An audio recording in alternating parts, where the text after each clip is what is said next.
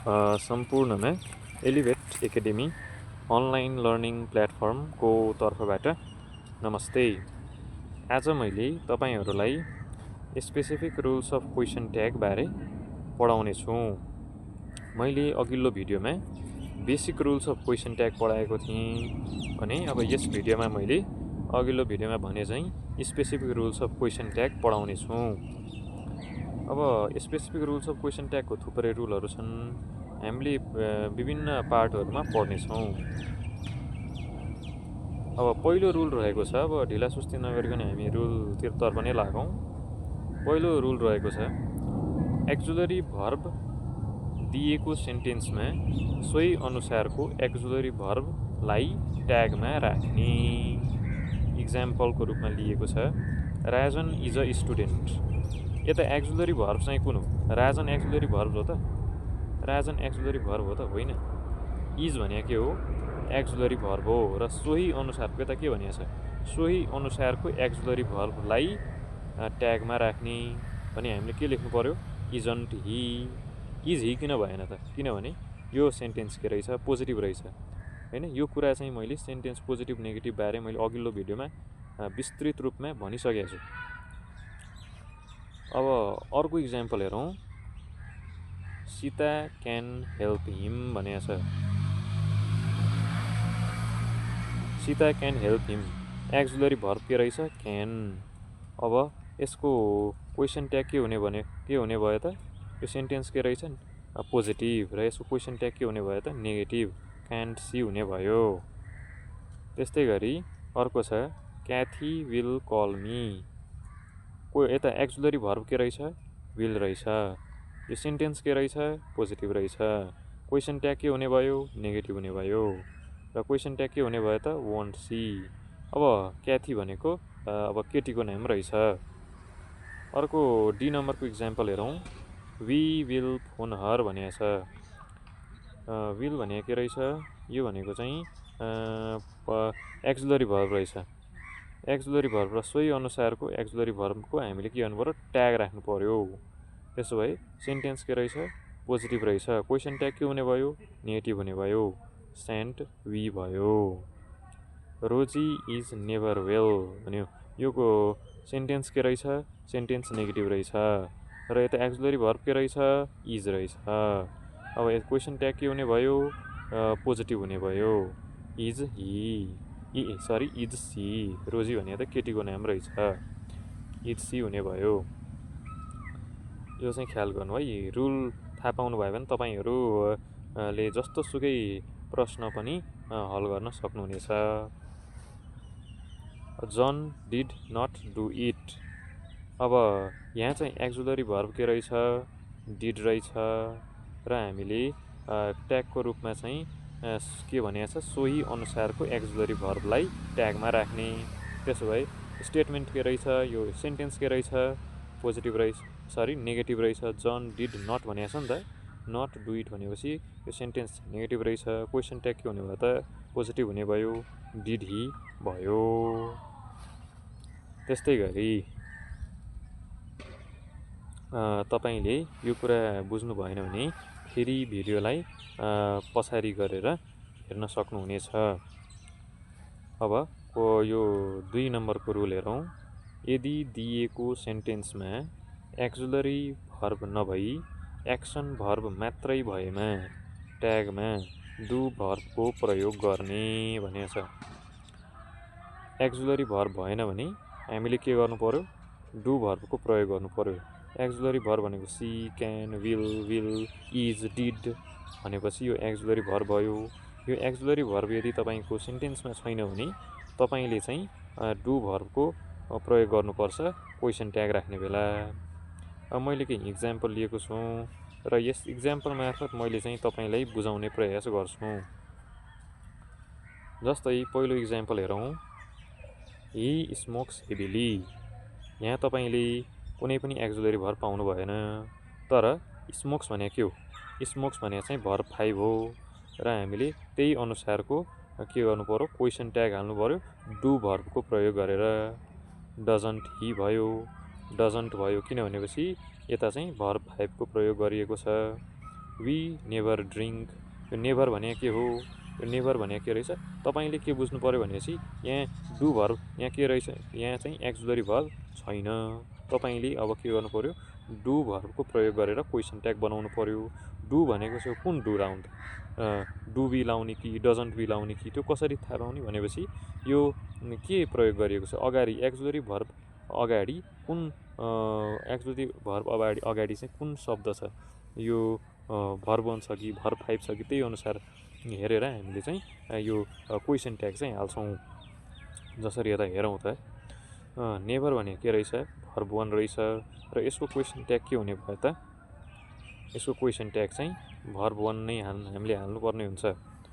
Do we हैन, he never drink हैन, यो के भने रहेछ सेन्टेन्स चाहिँ रहेछ नेगेटिभ र क्वेसन एक्जुलरी भर्ब राइनर छ र एक्जुलरी भर्बको अगाडि के रहेछ भर्ब 1 को प्रयोग गरे रहेछ अनि हामीले क्वेसन ट्यागमा के प्रयोग गर्नु पर्यो, भनेपछि भर्ब 1 कै प्रयोग गरेर क्वेसन ट्याग बनाउनु पर्ने रहेछ भन्ने बुझ्नु पर्यो। अब अर्को इक्जाम्पल हेरौँ। गर्ल्स म्यारिड अन भनेको छ। गर्ल्स म्यारिड अन यो सेन्टेन्स के रहेछ त, सेन्टेन्स चाहिँ पोजिटिभ रहेछ, एक्जुलरी भर्ब यता छैन, एक्जुलरी भर्ब छैन भने डु भर्बको प्रयोग गर्ने। अब यता म्यारिड भनेको छ, एक्जुलरी भर्ब अगाडि कुन यो शब्द के रहेछ भर्ब 1 हो कि भर्ब 5 हो कि भर्ब 2 हो कसरी थाहा पाउने, इडी लागेको छ, म्यारिड भनेको छ भने भर्ब 2 रहेछ। अब हामीले चाहिँ के गर्नु पर्यो, त्यही अनुसारको यता चाहिँ क्वेसन ट्याग प्रयोग गर्नु पर्यो। म्यारिड भनेको छ भर्ब 2 छ र हामीले चाहिँ भर्ब 2 अनुसारको क्वेसन ट्याग राख्नु पर्यो। डिडन्ट हि भयो हैन, यति चाहिँ बुझ्नुभयो होला। अब सीता रिड गीता भनेको छ, यो भने कुन सेन्टेन्स हो त, यो भनेको पोजिटिभ सेन्टेन्स हो। पोजिटिभ सेन्टेन्सको क्वेसन ट्याग के हुँदो रहेछ नेगेटिभ हुँदो रहेछ। रिड भने के हो, रिड भने के रहेछ भर्ब 2 रहेछ, हामीले के गर्नु पर्यो भर्ब 2 कै प्रयोग गरेर क्वेसन ट्याग हाल्नु पर्यो र एक्जुलरी भर्ब के छ यहाँ छैन। त्यसैले एक्जुलरी भर्ब नभएको खण्डमा एक्जुलरी भर्ब अगाडि प्रयोग हुने शब्दको यो के टेन्स हेरेर हामीले चाहिँ के गर्छौँ यो क्वेसन ट्याग चाहिँ हाल्छौँ। डिडन्ट सी भयो। र यता एउटा हेरौँ त, यता एउटा सानो कुरा लेखेको छ, म बारम्बार भनेको छु यो भिबिआई नै हो। भर्ब 1 भनेको के रहेछ डु रहेछ, भर्ब 5 भनेको के रहेछ डज रहेछ र भर्ब 2 भनेको के रहेछ डिड रहेछ। यो कुरा बुझ्नुपर्छ। यदि यो कुरा तपाईँले बुझ्नु भएको छ भने तपाईँलाई क्वेसन ट्याग बनाउन गाह्रो हुने छैन। अब 3 नम्बरको रुल हेरौँ त। यदि ह्याभ भर्ब मेन भर्बको रूपमा प्रयोग भएको स्टेटमेन्टमा एक्जुलरी भर्ब नभएमा ट्यागमा डु भर्बको प्रयोग गर्ने। हेरौँ है, फेरि म पढ्छु। यदि ह्याभ भर्ब मेन भर्बको रूपमा प्रयोग भएको स्टेटमेन्टमा एक्जुलरी भर्ब नभएमा ट्यागमा डु भर्बकै प्रयोग गर्ने। पहिला जस्तै भयो, यदि ह्याभ भर्बको प्रयोग गरिएको छ स्टेटमेन्टमा अथवा सेन्टेन्समा तर एक्जुलरी भर्ब छैन भने हामीले के गर्नु पर्यो डु भर्बकै प्रयोग गर्नु पर्यो है। यो कुरा बुझौँ। अब पोइन्ट्स टु रिमेम्बर, यो कुरा थाहा पाउनु भयो भने तपाईँलाई यो सेन्टेन्स बुझ्न अझै सजिलो हुनेछ। ह्याभ भने के हो, ह्याभ भयो भने सेन्टेन्समा ह्याभ भयो भने के गर्ने डुको प्रयोग गर्ने, क्वेसन ट्यागमा डुको प्रयोग गर्ने। सेन्टेन्समा ह्याजको प्रयोग भयो भने के गर्ने क्वेसन ट्याग चाहिँ के गर्नु पर्यो क्वेसन ट्यागमा चाहिँ डजको प्रयोग गर्नु पर्यो। अब अर्को चाहिँ यदि सेन्टेन्समा ह्याडको प्रयोग भएको छ भने क्वेसन ट्यागमा चाहिँ डिडको प्रयोग हजुरले गर्नुपर्ने हुन्छ। यति चाहिँ बुझ्नु पर्यो। ह्याभ भने के हो त भर्ब 1 हो अनि यता क्वेसन ट्यागमा के डु भने प्रयोग गरेको छ। डु भने के हो त, यो पनि भर्ब 1 हो। ह्याज भने के हो भर्ब 5 हो। डज भने भर्ब 5 हो हैन। स्टेटमेन्टमा भर्ब 5 प्रयोग गरेको छ भने क्वेसन ट्यागमा पनि भर्ब 5 नै प्रयोग गरिएको छ। ह्याड भने के हो, यो चाहिँ भर्ब 2 हो। अब स्टेटमेन्टमा अथवा सेन्टेन्समा भर्ब 2 प्रयोग गरेको छ भने क्वेसन ट्यागमा के प्रयोग गरेको छ भर्ब 2 नै प्रयोग गरेको छ। मैले यो कुरा सायद 10 चोटि भन्दा नि बढी भनिसकेको छु। अघिल्लो भिडियोदेखि नै मैले भन्दै आएको छु। अब यता हेरौँ, इक्जाम्पलको रूपमा लिएको छ वी ह्याभ अ प्रब्लम। यो सेन्टेन्स चाहिँ कुन हो पोजिटिभ हो। यो सेन्टेन्स पोजिटिभ हो भने यसको क्वेसन ट्याग के हुन्छ नेगेटिभ हुन्छ र ह्याभ छ भने क्वेसन ट्यागमा के को प्रयोग गर्ने डुको प्रयोग गर्ने र क्वेसन ट्याग के हुने भयो त don't we. Positive statement question tag के हुने भयो त नेगेटिभ हुने भयो र ह्याभ छ भने डु को प्रयोग गर्ने यसरी थाहा पाउनु पर्यो। सी ह्याज हर मिल एट 4 भनेको छ। ह्याज छ भने के को प्रयोग गर्ने डज को प्रयोग गर्ने। अब अर्को के हेर्ने यो स्टेटमेन्ट पोजिटिभ हो कि नेगेटिभ हो। यो स्टेटमेन्ट नेगेटिभ हो भने क्वेसन ट्याग यो स्टेटमेन्ट पोजिटिभ हो त्यसो यो क्वेसन ट्याग के हाल्नु पर्यो नेगेटिभ हाल्नु पर्यो। डजन्ट सी भयो हैन। त्यस्तै गरी अर्को इक्जाम्पल हेरौँ। क्याथी ह्याड अ गुड जब यो भने के हो यो भनेको पोजिटिभ सेन्टेन्स हो र ह्याडको प्रयोग गरिएको छ भने हामीले ह्याड भयो भने क्वेसन ट्यागमा के प्रयोग गर्ने डिड प्रयोग गर्ने र यता के लेखिएको छ डिडन्ट सी भनेको छ। यसरी चाहिँ हामीले बुझ्न सक्दछौँ।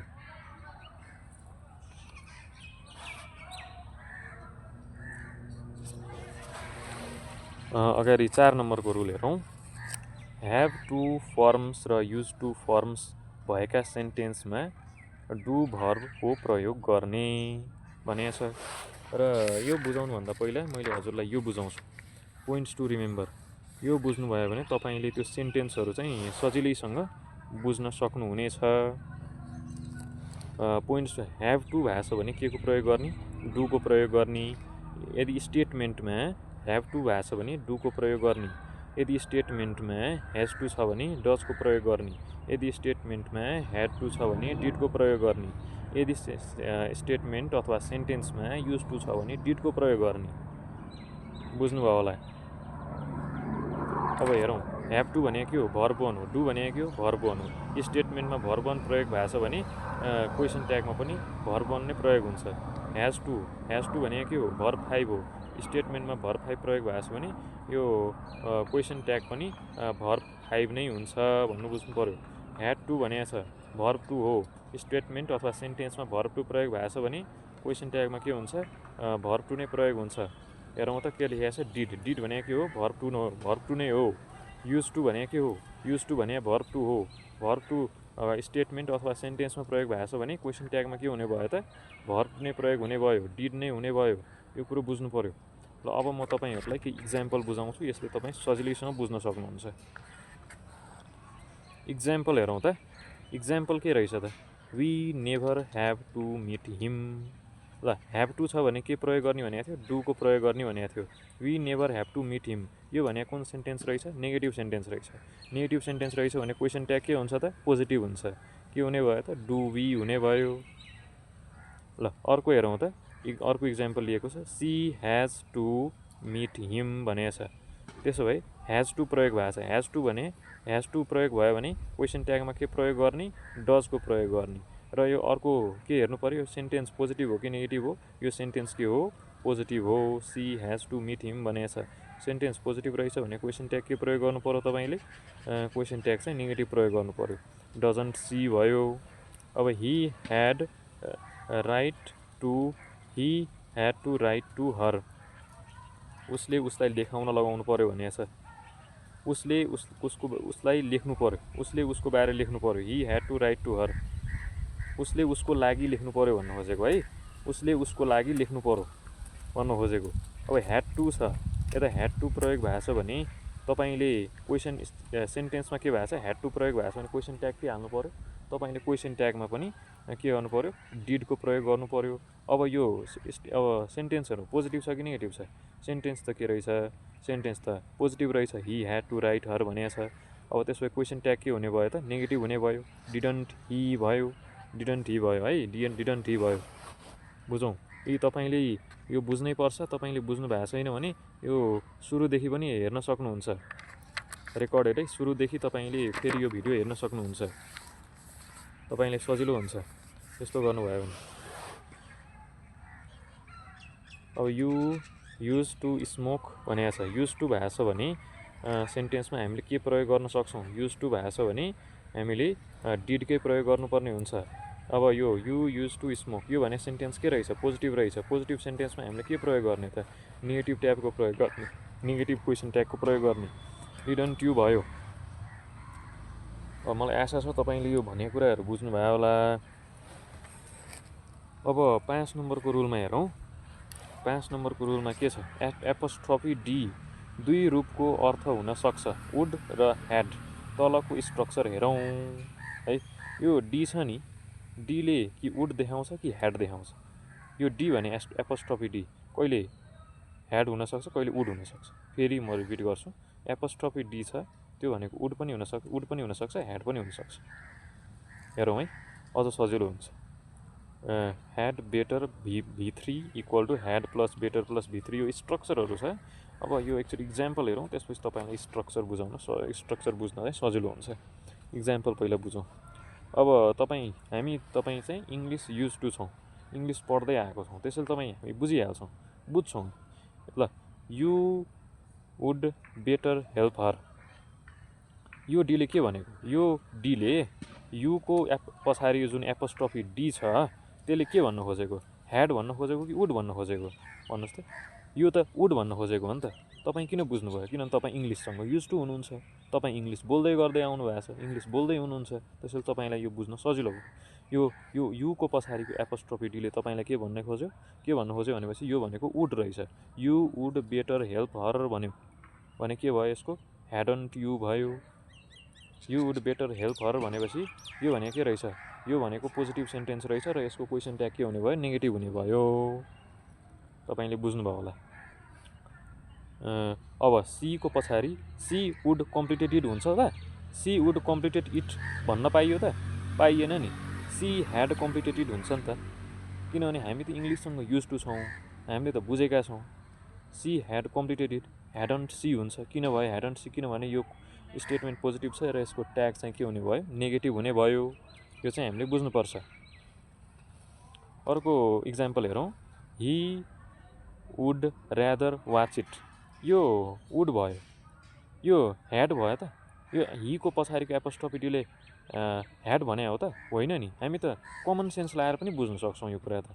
He would rather watch it, यो रुल नै याद गर्नुपर्छ भन्ने छ र? हामीले त यो कमन सेन्स लगाएर पनि बुझ्न सक्छौँ। यो त हामी बोल्दै आएका छौँ। He had rather watch it, he would rather watch it भनेको छ, वुडन्ट हि भयो। She would not write to him भनेको छ। अब यो she would not write to him sentence के भयो? सेन्टेन्स भनेको यो नेगेटिभ सेन्टेन्स हो। क्वेसन ट्याग के हुने भयो? पोजिटिभ हुने भयो। यो सी हि पछाडिको डीले के भन्यो त? यो के भने रहेछ? वुड भने रहेछ। सबै खण्डमा यस्तो हुँदैन, तर यो सिचुएसनमा चाहिँ वुड नै भने रहेछ। She would not write to him, wouldn't she भयो। यो चाहिँ तपाईँ बुझ्न सक्नुहुन्छ। अब यति बुझ्नुहुन्न भने यो स्ट्रक्चर चाहिँ याद गर्दा केही फरक पर्दैन, तर हामीले चाहिँ इङ्ग्लिस पटक्कै अक्षरै नचिनेको मान्छेलाई चाहिँ यो याद गर्न म भन्छु। तर हामी चाहिँ इङ्ग्लिस बोल्दै गएर आएका छौँ। अब कतिपय त बोर्डिङ स्कुलमा पढ्नु भयो होला, तपाईँहरूले त सजिलैसँग बुझ्नुहुन्छ यो कुराहरू, तर पनि हामीले चाहिँ यो बुझेका छौँ है। जतिसम्म मलाई लाग्छ यो सबैले बुझेकै हुन्छ नि यति त। ल, अब हामी चाहिँ पार्ट 3 यहीँ छ, तर हामी नेक्स्ट क्लासमा पढ्छौँ। यो 18 मिनट भइसक्यो। फेरि तपाईँहरूलाई पनि अल्छी लाग्छ, त्यसैले हामी बाँकी रुल्स चाहिँ नेक्स्ट भिडियोमा पढ्ने नै छौँ। आजको लागि धन्यवाद है। अब best of lock. Board examination राम्रोसँग दिनुहोस्। अरू टर्मिनल इक्जामहरू जे हुन्छ तपाईँहरूको त्यो सबै राम्रोसँग दिनुहोस्। Okay, thank you so much. To be continued.